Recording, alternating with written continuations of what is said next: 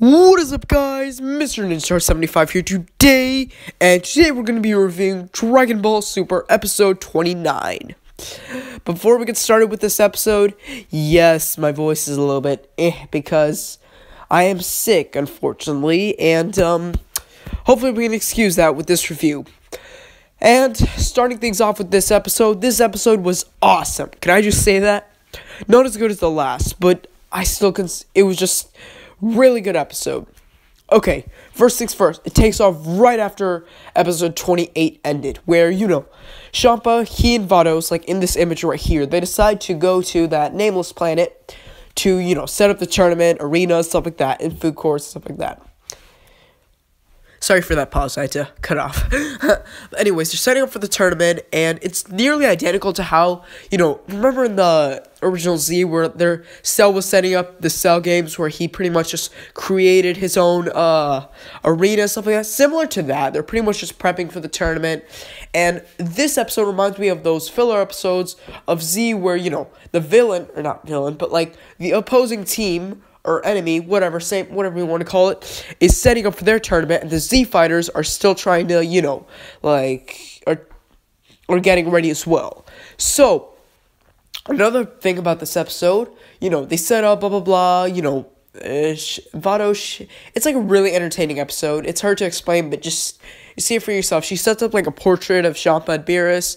There's a food courts, of course. Like, this episode is really about food. Food, and food, and food.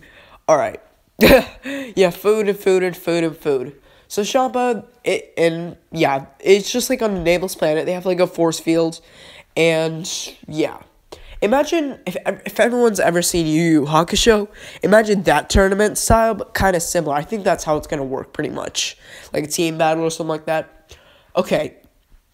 Meanwhile, back on Earth, they're trying to find they're trying to help Champa find the 7th Super Dragon Ball, so, whoever wins the tournament can actually go get it. Alright, so, they get Vegeta to go get the Dragon Balls, which is kind of funny, like, how he's under, like, all that. It's funny, because, like, he's getting all the Dragon Balls, he gets, like, so tired, he's on his knees, he's like,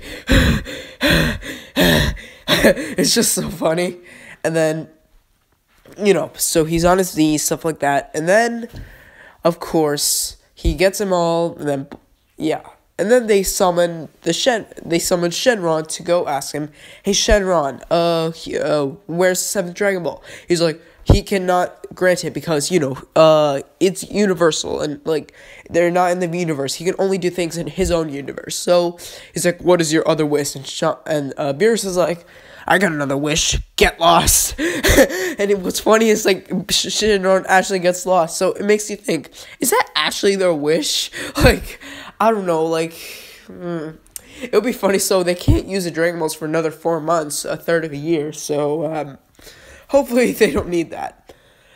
Okay. After they're done with that, Bulma decides to create a Super Dragon radar to go search them in the universe. Some people are, like, confused, like, how could she do this? Like, how could she create a Super Dragon radar? I'm like, along with geekdom, I'm gonna say, she's really smart. I'll just say that. Okay. Yeah, she creates a Super Dragon radar. Beerus jokes around saying, like, he gives, like, a threat to him, like, don't take this as an act of kindness. Bulma, like, freaks out, and, Goku and Vegeta have to calm her down. Yeah, you guys probably have no idea what I'm saying. Just see the episode for yourself. Okay, yeah, that, and, one thing about this episode, I think you probably saw it in a previous shot that I just took. Goku's like, man, am I forgetting a wish? He just forgets to wish King Kai back to life. And if you don't know this, King Kai hasn't been wished back for, like, many, many years, which it makes you wonder, is he ever going to get wished back? Chances are probably not. And the thing before I end this review, Bulma's sister, Tights, appears. In case you don't know who she is, she appeared in Jocko the Galactic Patrolman manga.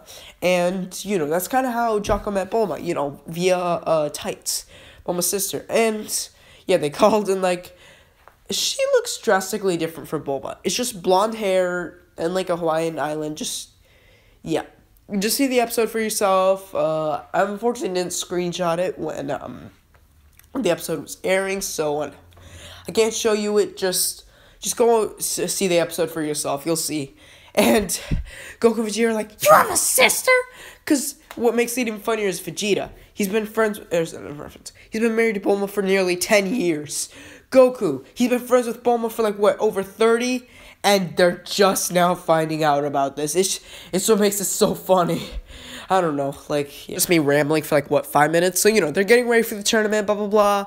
Goku and Vegeta, they go train. They're getting ready. So, this episode, last episode was a 5 out of 5. This one's a 4.7 out of 5, which is still really good. I'm enjoying the Champa arc so far. And the direction they're going with this, I'm so happy if they can keep this thing going. It might actually, some people might actually enjoy Super again. So, what do you guys think? Drop a comment down below what you thought of the episode, and see you guys later.